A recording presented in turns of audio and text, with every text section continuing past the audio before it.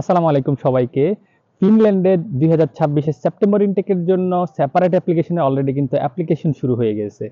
যাদের IELTS overall 6 অথবা PT overall 55 কিংবা টোফেল ওভারঅল 80 আছে, তারা কিন্তু ইজিলি ফিনল্যান্ডে ব্যাচেলর প্রোগ্রামে অ্যাপ্লিকেশন করতে পারবেন। আর মাস্টার্স প্রোগ্রামের জন্য আইএলটিএস ওভারঅল 6.5, পিটি ওভারঅল 58 অথবা টোফেল ওভারঅল 90 থাকাটা জরুরি। ফিনল্যান্ডে দুই ধরনের ইউনিভার্সিটি রয়েছে, একটি হচ্ছে অ্যাপ্লাইড সায়েন্স ইউনিভার্সিটি আর একটি হচ্ছে রিসার্চ বেস ইউনিভার্সিটি।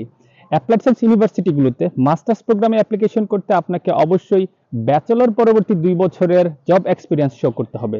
তবে রিসার্চ বেস ইউনিভার্সিটিগুলোতে অ্যাপ্লিকেশন করতে কোনো প্রকার জব এক্সপিরিয়েন্সের প্রয়োজন পড়বে না। ফিনল্যান্ডে ব্যাচেলর কিংবা মাস্টার্সে অ্যাপ্লিকেশন করতে গেলে আপনার কিন্তু 60% মার্কস থাকাটা সেফ। যারা যারা ফিনল্যান্ডে 2026 ইনটেকের জন্য ব্যাচেলর কিংবা মাস্টার্স প্রোগ্রামে ফ্যামিলি অথবা ডিপেন্ডেন্ট সহ আসতে যাচ্ছেন, তারা এখনই অ্যাপ্লিকেশন করে ফেলুন।